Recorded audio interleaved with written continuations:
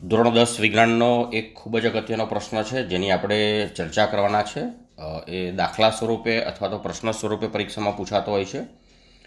પ્રશ્ન આ પ્રમાણે છે: એક ડૉક્ટર +1.5D એટલે કે 1.5 ડાયોપ્ટર પાવર ધરાવતા શુદ્ધિકારક લેન્સનું પ્રિસ્ક્રિપ્શન લખી આપે છે. લેન્સની કેન્દ્ર લંબાઈ શોધો. સૂચિત કરેલો પ્રિસ્ક્રાઇબ આ જે લેન્સ છે એ અભિસારી છે કે અપસારી આપણે એ પણ શોધવાનું છે. એટલે આમાં આપણે બે જવાબોની ચર્ચા કરવાની છે. સૌથી પહેલાં અહીંયા આગળ આપણને જે લેન્સ આપ્યો છે એનો પાવર કેટલો છે? તો મિત્રો અહીં જે પાવર જે છે એ +1.5D છે.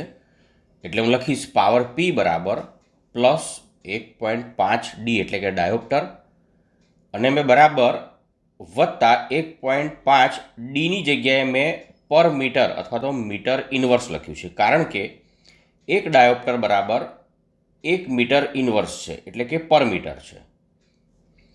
હવે મારે અહીંયા આગળ જે પાવર આપ્યો છે એના પરથી કેન્દ્ર લંબાઈ શોધવાની છે, એટલે કે P પરથી F શોધવાનો છે. તો P અને Fને સાંકળતું સૂત્ર જે છે એ પાવર P બરાબર 1/F છે. હું પાવરની કિંમત મૂકી દઈશ 1.5D, એટલે કે ડીની જગ્યાએ મેં મીટર ઇન્વર્સ લખી દીધા છે પર મીટર, પ્લસ 1.5Dની જગ્યાએ મારે એકમ આ અનુકૂળ છે એટલે મીટર ઇન્વર્સ લખ્યો છે, કેમ કે એક ડાયોપ્ટર બરાબર 1 મીટર ઇન્વર્સ છે. હવે મારે F શોધવાનો છે આની અંદર, એટલે Fની જગ્યાએ F. હવે Fને સૂત્રનો કરતા બનાવીશ એટલે આ અંશમાં જશે, આ પદ છેદમાં જશે, એટલે F બરાબર 1/+1.5 પર મીટર.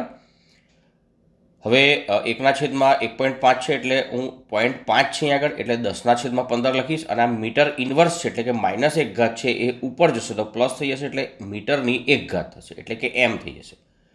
માટે F બરાબર 10/15 અને મીટર ઇન્વર્સ છે હું છેદમાંથી અંશમાં લઈ ગયો છું એટલે મીટર થઈ જશે.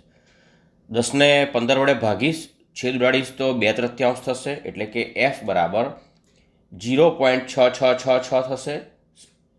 એટલે મેં 0.67 અને પાછળ આ મીટર છે એ મીટર લખી દીધા છે. આ મીટરમાં કેન્દ્ર લંબાઈ આવી છે મિત્રો. હવે હું એને સેન્ટીમીટરમાં કન્વર્ટ કરીશ એટલે 100 વડે ગુણી નાખીશ. F બરાબર 0.67 ગુણ્યા 1 મીટર બરાબર 100 સેન્ટીમીટર છે, એટલે 1 મીટરની જગ્યાએ મેં લખ્યા 100 સેન્ટીમીટર. માટે કેન્દ્ર લંબાઈ F બરાબર 67 સેન્ટીમીટર થશે. એટલે હું લખી દઉં લેન્સની કેન્દ્ર લંબાઈ F જે છે એ 67 સેન્ટીમીટર છે. એટલે એક જવાબ આવી ગયો, લેન્સની કેન્દ્ર લંબાઈ શોધો. તો લેન્સની કેન્દ્ર લંબાઈ 67 સેન્ટીમીટર છે.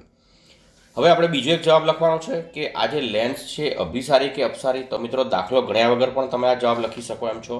અહીં પ્લસ છે એટલે બહિર્ગોળ લેન્સ છે. બહિર્ગોળ લેન્સ છે, આપેલો જે લેન્સ છે એનો પાવર ધન છે, એટલે આપણે કહી શકીએ કે આ બહિર્ગોળ લેન્સ છે. અને બહિર્ગોળ લેન્સ જે છે એ મિત્રો અભિસારી હોય છે, કેમ કે બહિર્ગોળ લેન્સમાં તમે એની એક બાજુથી સમાંતર પ્રકાશના કિરણો આપાત કરો છો, તો બીજી બાજુ આપણને એક કેન્દ્રિત થતા જોવા મળે છે, અભિશ્રુત થતા જોવા મળે છે, એટલે અભિસારી છે.